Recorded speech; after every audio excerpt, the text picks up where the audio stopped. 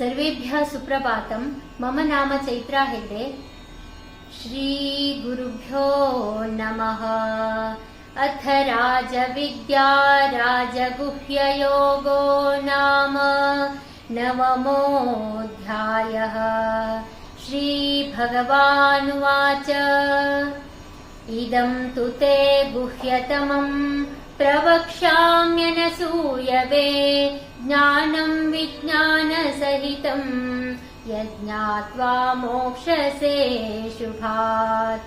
राजविद्या राजगुह्यं पवित्रमिदमुत्तमं प्रत्यक्षावगमं धर्म्यं सुसुखं कर्तुमव्ययम्।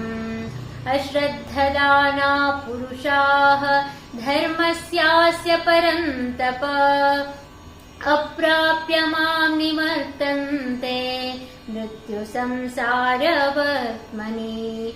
मया ततमिदं सर्वं जगदव्यक्तमूर्तिना मत्स्थानि सर्वभूतानि न चाहं तेष्वस्थितः न च मस्तानि भूतानि पश्य मे योगमैश्वरम्।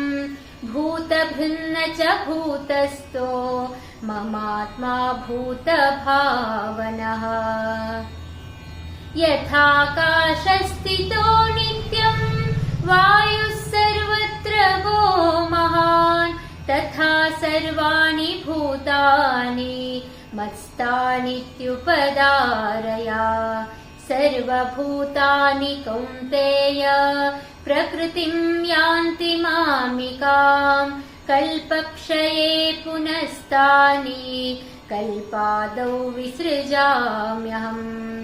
प्रकृतिं स्वामवष्टभ्य विसृजामि पुनः पुनः भूतग्राममिमं कृत्स्नम् अवशं प्रकृतेर्वशात्।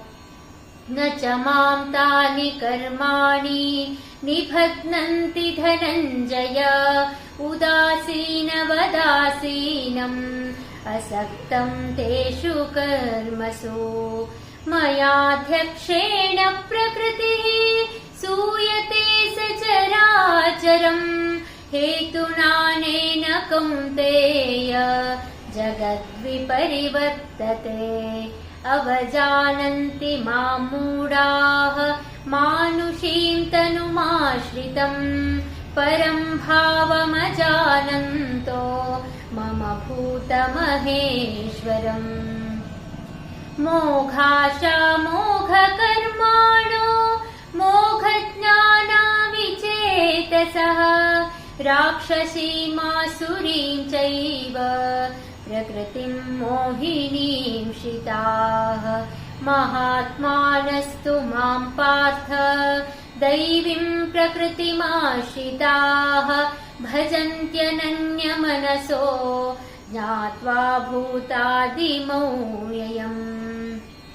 सततं कीर्तयन्तो मां यतन्तश्च दृढव्रताः नमस्यन्तश्च मां भक्त्या नित्ययुक्ता उपासते।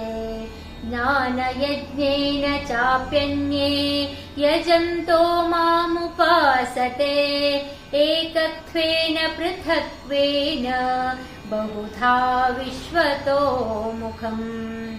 अहं क्रतुरहं यज्ञः स्वदाहमहमौषधम् मन्त्रोऽहमहमेवाज्यम् अहमग्निं रहं हुतम्। पितामहस्य जगतो माता धाता पितामहः वेद्यं पवित्रमोङ्कार ऋक्सामयजुरेव च। गतिर्भर्ता प्रभुः साक्षी निवासः शरणं सुहृत् प्रभवप्रलयस्थानं निधानं बीजमव्ययम्। तपाम्यहमहं वर्षं निगृह्णाम्युत्सृजामि च अमृतं चैव मृत्युश्च सदसच्चाहमर्जुन। त्रैविद्या मां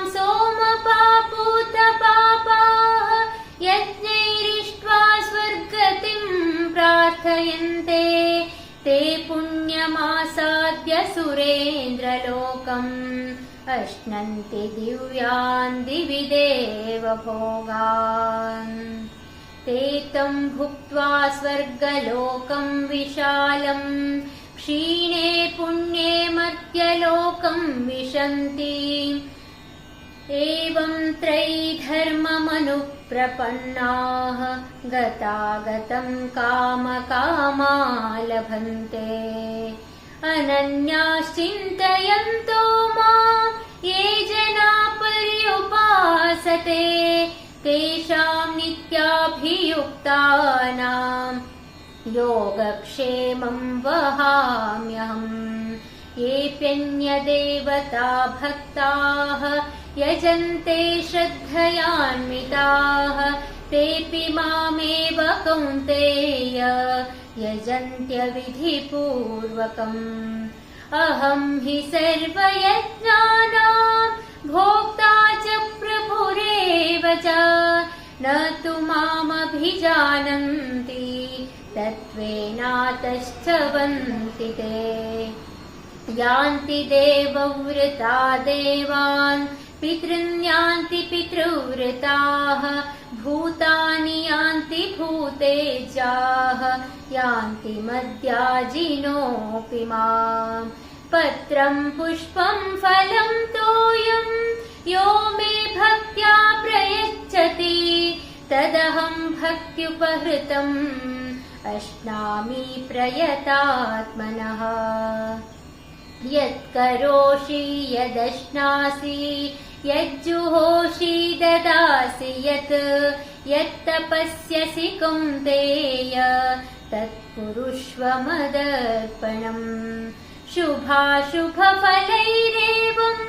मोक्षसे कर्मबन्धनैः सन्न्यासयोगयुक्तात्मा विमुक्तो मामुपैष्यसि समोऽहं सर्वभूतेषु न मे द्वेषोऽस्ति न प्रियः ये भजन्ति तु मां भक्त्या मयि ते तेषु चाप्यहम् अपि चेत् सुदुराचारो भजते मामनन्यभाक् साधुरेव समन्तव्यः सम्यग्व्यवसितो हि सः क्षिप्रं भवति धर्मात्मा शश्वश्चान्तिं निगच्छति कौन्तेय प्रतिजानीहि न मे भक्तः प्रणश्यति मां हि पार्थव्यपाश्रित्य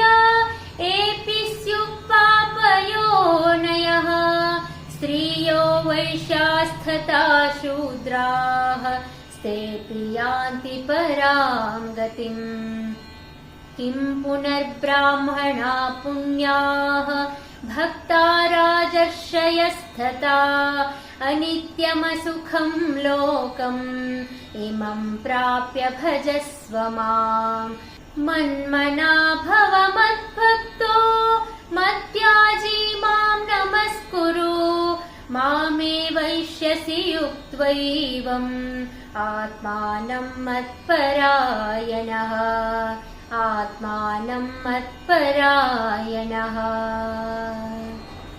ॐ तत्सदिति श्रीमद्भगवद्गीतासु उपनिषत्सु ब्रह्मविद्यायां योगशास्त्रे श्रीकृष्णार्जुनसंवादे राजविद्या राजगुह्ययोगो नाम नवमोऽध्यायः।